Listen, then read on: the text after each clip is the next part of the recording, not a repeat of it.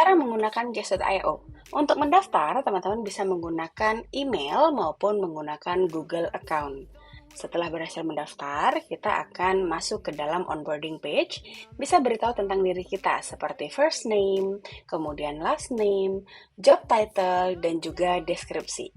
Tapi untuk sekarang, data diri ini teman-teman bisa inputkan bebas seperti company name karena saat ini kita gunakan untuk tujuan pembelajaran.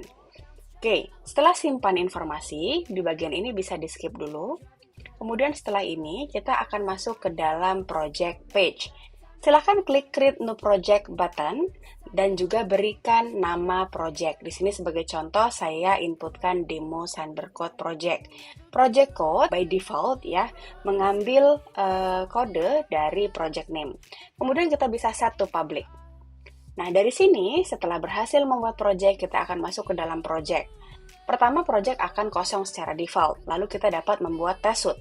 Test suite ini dapat kita gunakan untuk mengelompokkan test cases. Bisa kita gunakan mengelompokkan test cases berdasarkan skenario, atau juga mengelompokkan berdasarkan modul. Misal contohnya, kita mempunyai modul autentikasi, kemudian juga modul produk. Di sini saya pertama akan membuat test suite autentikasi, yang kedua saya membuat test suite untuk produk. Baik, setelah ini kita bisa mulai membuat test cases. Dengan klik button case, di sini kita akan masuk ke dalam halaman atau form untuk membuat test case. Jadi di sini kita akan mulai membuat test case.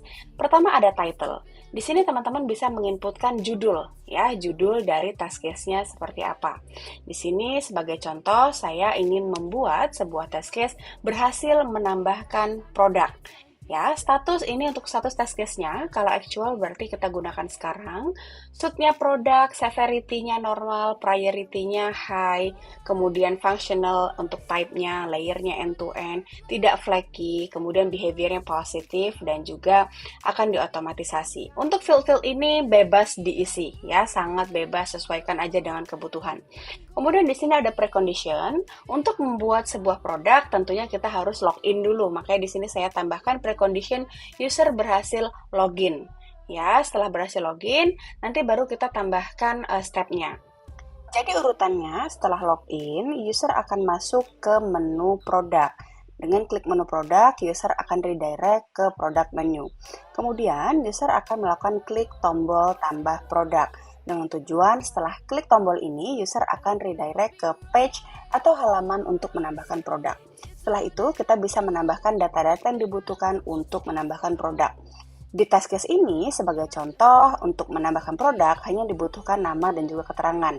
Makanya di step nomor 3 dan nomor 4, saya hanya menambahkan nama dan keterangan. Nanti untuk case-nya teman-teman disesuaikan dengan kebutuhan. Terakhir, setelah step-step menambahkan sudah selesai, maka user akan klik tombol simpan. Nah, untuk data ini tidak perlu semuanya diisi ya, disesuaikan dengan field mana yang membutuhkan data inputan. Contohnya ketika memasukkan nama produk, maka kita menginputkan elektronik. Keterangan kita inputkan barang elektronik. Ya, jadi kemudian untuk expected result juga bisa ditambahkan semuanya atau teman-teman bisa tambahkan satu saja di akhir. Setelah klik simpan, maka ini sudah jadi ya test case kita. Nanti teman-teman bisa export dengan klik export, kemudian pilih XLSX dan juga nanti akan berhasil di-download. Tampilan reportnya akan seperti ini, jadi nanti form ini yang teman-teman submit di Google Form. Ya, di sini sudah ada test case dan juga action-actionnya secara lengkap. Terima kasih.